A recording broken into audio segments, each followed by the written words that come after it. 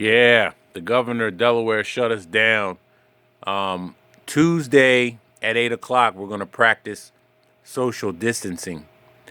I've been practicing it since I was about 19 years old. So we're talking since 93. I've been pretty much socially distant from people. I just been that way. I'm glad I'm that way. So it's not going to be that hard for me.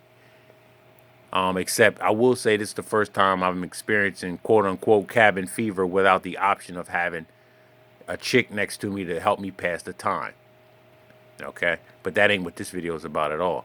It's about the fact that certain people just ain't going to take direction no matter what you do, no matter what consequence you put in front of them. They're going to test limits. Okay? Quick story.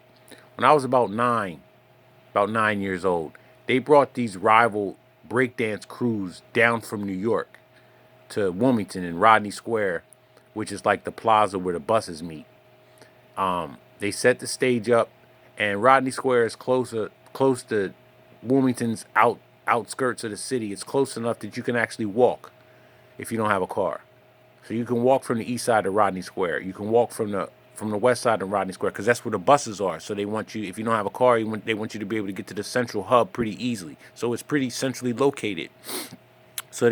I grew up in Newcastle. I didn't grow up in Wilmington. Okay, so I'm out in the suburbs it was a Saturday. No, it was a Sunday. I think it was a Sunday. So it was a Sunday, and I'm out in the suburbs with my cousin, who's now a high-ranking member of the police force in Wilmington now. Hey, Umar Johnson, and then he's got a sister, and it's his mother and father. His father's my wife's brother, so that's what it was. Okay.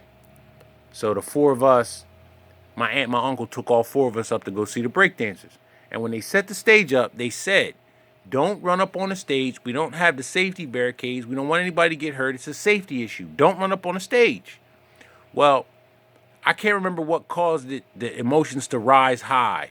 But if you remember in Breaking, how emotional everybody got when they brought the girl out, when they had the first dance off and they brought that girl out and they was playing that airplane music in the background, like meow, like when they were doing that. So niggas got hype, ran up on the stage.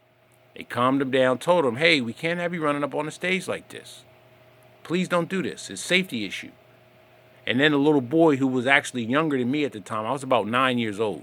Then this little boy comes around and he rolls his stomach. If you're old school and know about breakdancing, when someone rolls their stomach, that used to get people hyped. And it was because it was a little boy, it really got people hyped. And I said this to myself then.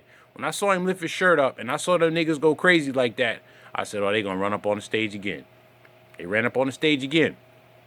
Calm them down. This time, white dude comes out because white people are organizing the event. That's what they organizing it.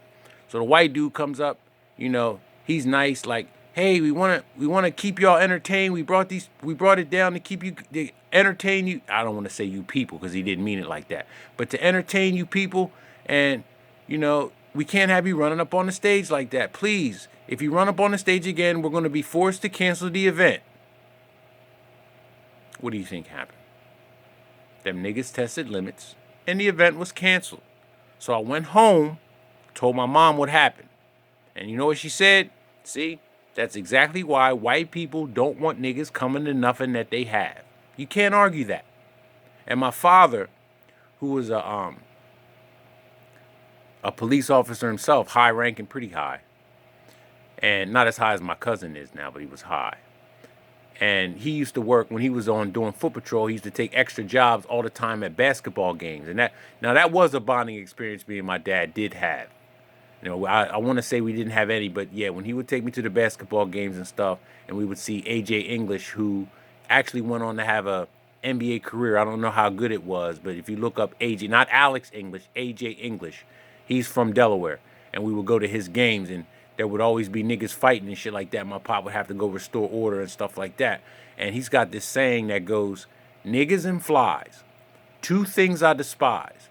The more I'm around niggas, the more I like flies.